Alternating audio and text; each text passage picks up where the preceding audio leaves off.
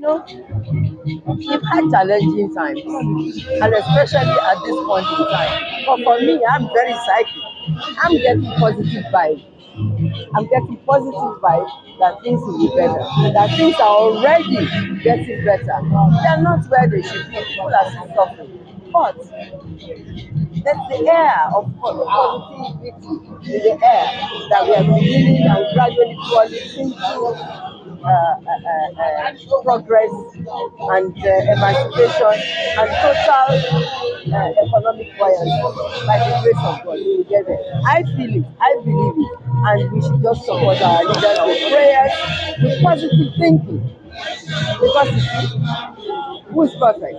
None of us, even in our own little environment, people under us are complaining. So nobody is perfect. But we must pray for one another. We must send positive vibes to them so that they can excel. We must stop castigating ourselves. We must stop putting Nigeria down. Nigeria belongs to all of us. It's a beautiful pride, beautifully endowed by the Almighty. We must nurture her and love her so that she will be good for all of us. For me today, that is my approach to Nigeria on the occasion of my own 50th celebration and the 64th independence anniversary of the independence of Nigeria.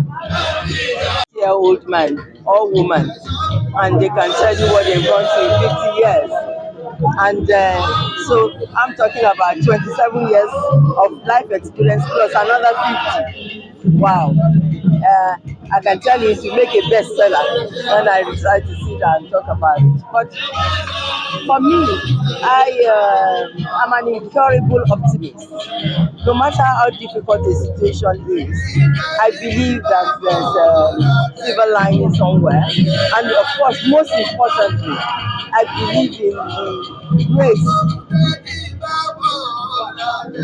and the love and compassion of the Almighty.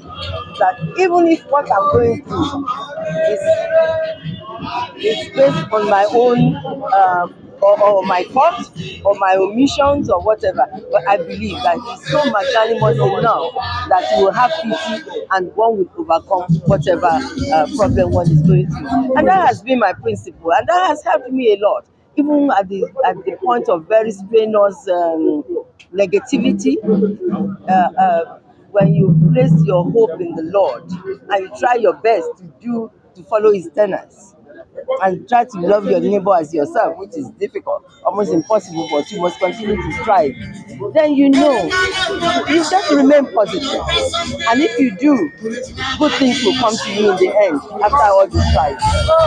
And so that's the way I will sum up my 50 years. I've had wonderful times, I've had happy times, I've had tough times, but in all of this, I place my hope in the Lord and I strive to do my best to please my Almighty so that hopefully He will forgive my own omissions and give me peace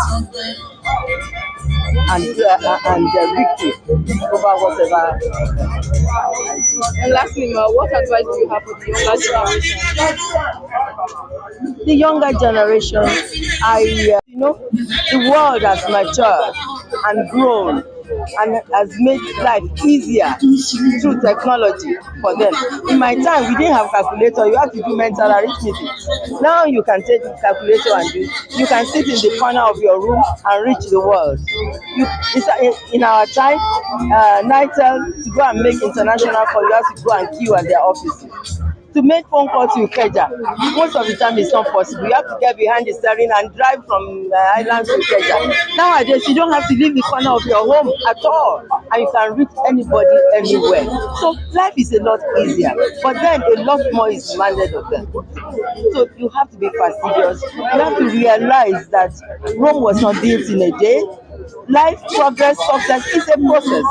You have to work at it. You begin and you build on, and with sheer determination, hard work, and focus, you get to where you want to go. You don't have to cut corners. You don't have to indulge in bad behavior. Bad behavior in our time was never condoned. If you get involved in bad behavior, you and your whole family can be eradicated from society because of just one person. So you can get to wherever you want to be by being good, by having the fear of God, by being considerate to your neighbor. You can get to wherever you want to. But shared determination, hard work, equity, and fear of God will get us anywhere. And when I say God, God is God of all human race. He's not God of Christians only. He's not God of the Muslims only. He's not God of the traditionalists. He's God of all of us. And he's in control and he's in charge.